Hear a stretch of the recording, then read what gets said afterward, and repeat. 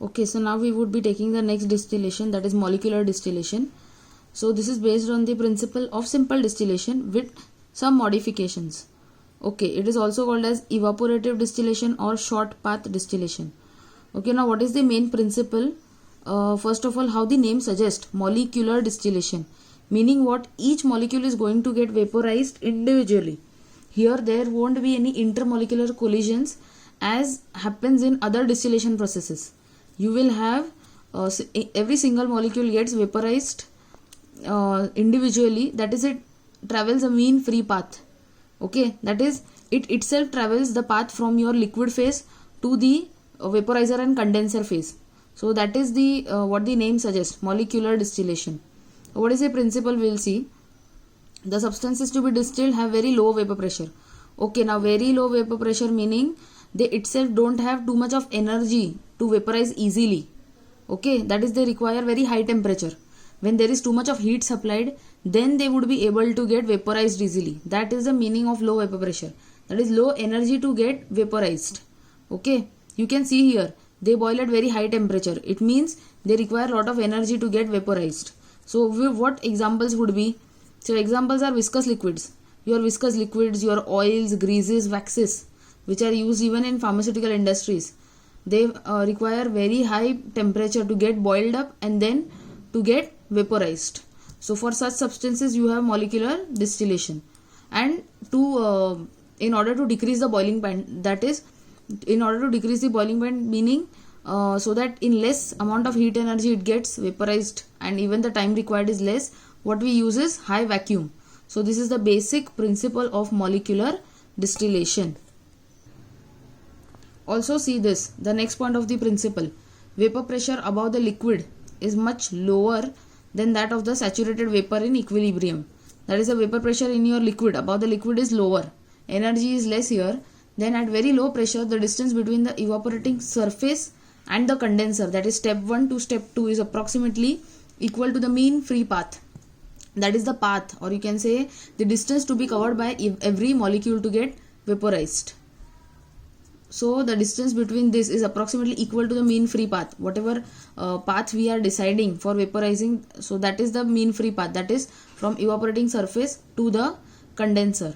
Then molecules leave the surface of the liquid are more likely to hit the condenser surface than to collide with other molecules. So how this takes place? In a linear fashion.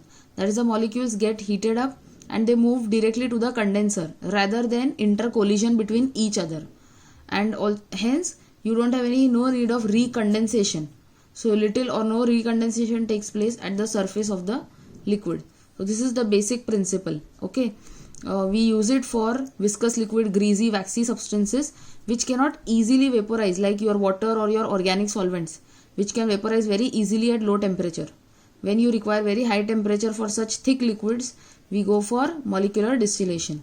So what are the applications?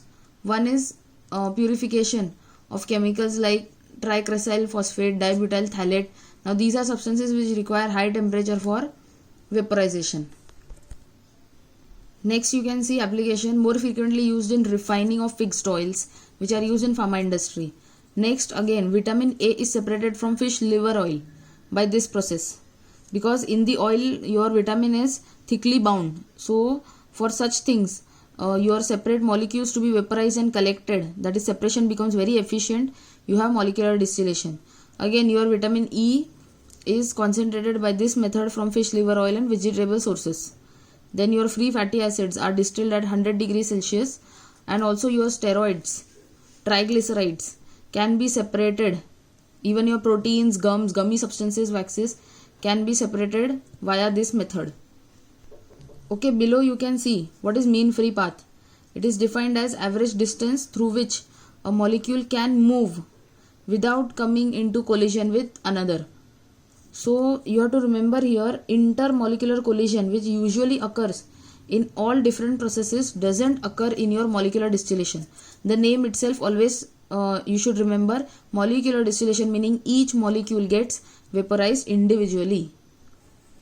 Okay, now there are different types of molecular molecular distillation.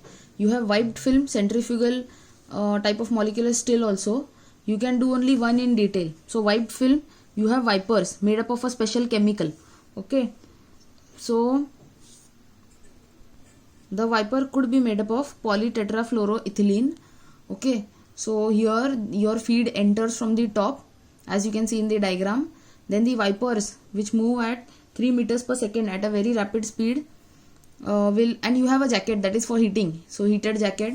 So your feed will enter quickly, move through the wipers, that is agitation, and then they would quickly be sent to the condenser, that is from the evaporating surface to the condenser. That is their mean free path, from the surface to the condenser. So that is their mean free path, linear path through which each molecule will quickly vaporize and your product gets collected after condensation at the bottom. Whatever liquid which doesn't follows the mean free path and still remains liquid and is not separated is the residue, which is again recirculated, and then again it undergoes vaporization, condensation, and then collected. And also you have vacuum at the center. Why? Because you have to suck the separated molecules inside, which gets condensed, and your product is collected at the bottom. So very simple is the construction. Main is the principle to be remembered, that for what type of product it is used, that is thicker products, and obviously see thick products are there, so hence you require vacuum pump connection as well, which will suck the liquid inside, so that each molecule gets vaporized and condensed quickly, and that is each molecule individually. So that is the application of wiped film, or you can say molecular distillation. Centrifugal, no need to study in detail, study only one. So what is the purpose of feed? The wiper, then wiper are made up of special substances, then your jacket, that is heating, then condenser, residue, that is residues again recirculated, vacuum to suck in, and product to be collected. So this was molecular distillation.